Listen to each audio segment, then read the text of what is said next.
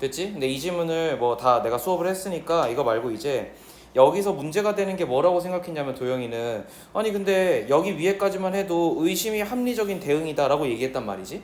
전문가임에도 불구하고 의심을 해야 된다라고 생각을 한 거야. 됐지? 이게 내가 주제라고 해서 그때 어떻게 적어줬냐면 야 그러니까 전문가라고 하더라도 자신의 의견이 틀렸을 수도 있음을 인정해야 된다. 이게 어쨌든 포인트였잖아요. 그런데 이제 도영이가 글을 읽다 보니까 아니 근데 씨발 여기서 갑자기 그러나 인식론적인 겸손과 그럼 이제 의심이지.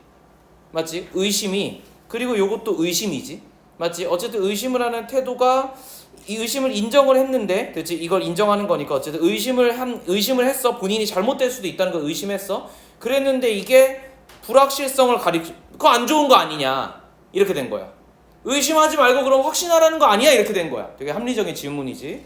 자, 이건 왜 이런 이제 이런 문제들이 일어나냐면 원래는 이 글은 아마도 이렇게 돼 있는 글일 거예요. 여기까지만 무슨 얘기일 거냐면은 의심을 해야 된다. 네가 전문가여도 야 너 분명히 틀린 게 있을 거야. 됐지? 분명히 뭐가 문제가 있을 거야 라고 얘기를 했을 거야. 근데 봐봐 이러고 글이 끝나면 무슨 문제가 생기냐면 야 그러면 어떤 사람이든 주장을 가질 필요가 없네? 잘 생각을 해봐봐. 네가 어떤 생각을 했어. 어떤 주장을 가졌어. 나름의 견해를 가진 거잖아. 그런데 이거를 의심해야 된대. 아 그럼 뭐더러 이걸 가져 그냥. 이렇게 되는 거야. 그럼 너가 전문가로서나 혹은 전문가를 지망하는 초심자로서 내가 어떠한 견해도 존재하지 않는다라는 것은 문제가 될 수 있는 거잖아. 그렇잖아. 이게 이제 내가 말한 회의론으로 빠질 수 있는 거야. 이것만 강조하면 아 그럼 아무런 주장을 가질 필요가 없고 견해를 가질 필요가 없어. 그냥 팩트만 보면 돼. 그럼 이 사람은 주장도 견해도 아무런 사고 자체를 안 하기 때문에 이거 이제 회의론으로 빠져요. 그래서 이걸 방지하고자 글의 뒷부분에서 뭐라고 얘기한 거냐면 야 근데 너무 의심만 하면 또 좀 그래.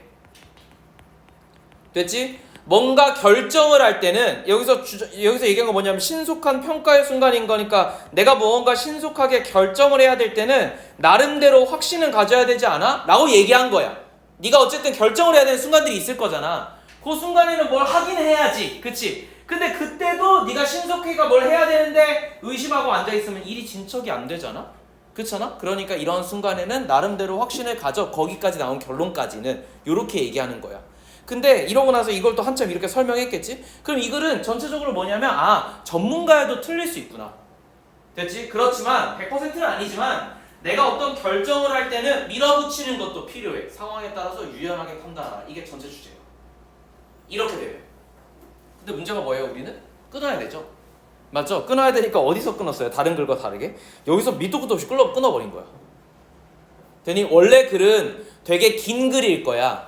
그 글을 이렇게 잘라서 이렇게 보여주니까 우리 입장에서는 아니 이게 주제입니까? 이게 주제입니까? 이렇게 되는 거야. 이해되니? 되게 합리적인 생각이에요. 근데 이건 봐봐 여기까지만 끊었을 때는 주제가 달라질 거라고. 기존에는 뭐였냐면 기존의 전체 주제는 상황에 따라서 자신의 견해를 의심하기도 해야 되고 때로는 확신을 가져야 된다. 밀어붙이기도 해야 된다. 이 전체 주제가 이건 거거든. 그러니까 유연한 판단이 필요하다. 이런 식의 얘기였을 거야. 그래서 아마 플렉시블 어쩌고저쩌고 나와야 돼. 전체 주제라면 알겠지? 전체가 나왔으면 전문이. 그런데 여기까지 끊기는 순간 뭐냐면 의심을 해야 돼. 이게 기본이야. 근데 신속한 결정을 할 때만 잠깐 확신을 가지는 거잖아. 그러면 내 주장에 대해서는 기본적으로 한 70에서 60%의 확신을 가지는 건데 그런데 그거 외에 이게 늘 맞았다는 게 아니야. 원래 주장이라는 거 지금 봐봐. 이 밑에는 무슨 얘기냐면 야, 네 생각을 100%로 생각하고 일단 진행해. 그리고 여기는 뭐냐면 네 생각이 틀렸을 수도 있다니까 이거 혹시라도 20% 30%의 어떤 희망을 가져 이런 얘기잖아. 그럼 전체 주장은 이게 되겠지. 이해돼? 그런데 이거를 반대로 생각해보면 너무 확신하지 말라란 태도 아니야? 물론 특정 상황에서는 확신을 가지고 밀고 붙일 때도 있겠지만 가장 중요한 거는 전체적인 내용이 뭐냐면 야 확신하면 안 돼.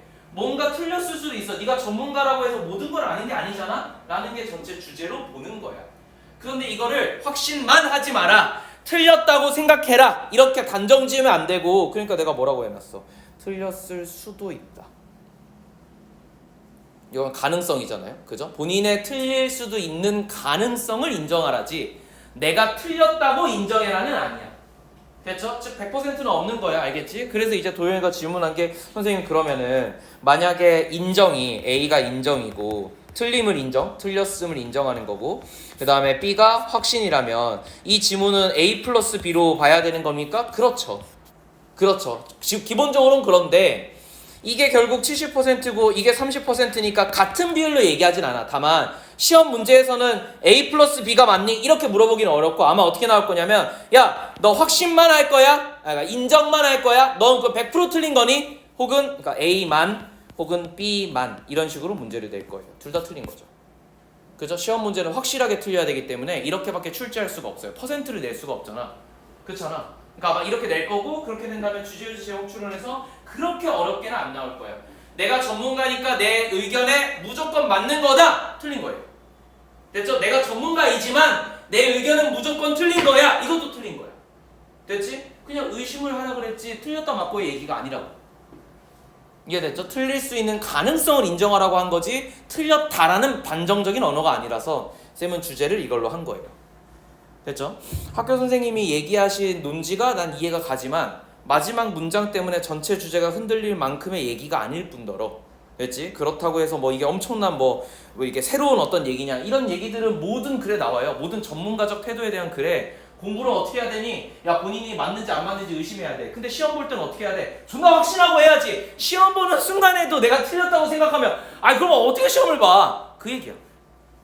됐죠? 그래서 이런 글들은 되게 많았고 여기서 이렇게 끊어버린 거기 때문에 우리 입장에서 헷갈릴 수는 있겠지만 전체 논지가 흔들리는 건 아니다 라고 쌤은 생각을 해요. 그래서 이 사람도 소재를 어떻게 했냐면 전문가 의견 불일치시 근데 얘도 애매했던 거야. 그래서 뭐라고 했어? 합리적 대응이래. 근데 봐봐 대부분의 상황에서 합리적이라고 하면 본인의 틀렸을 수도 있음을 가정하는 거야. 그렇지 않아? 내가 내 의견이 무조건 맞아 이건 합리적인 태도가 아니잖아. 확신을 가지는 태도는 합리성이 아니에요. 합리성의 기본은 의심과 의구심이야.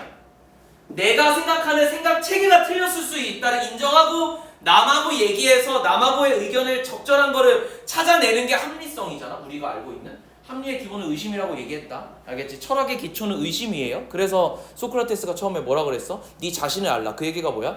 너는 쉽게 네 자신도 모르고 네가 얼마만큼의 능력을 가진지도 모르는데 네가 어떻게 맞다고 확신하니? 너가 틀렸을 수도 있으면 가정해 라는 얘기야.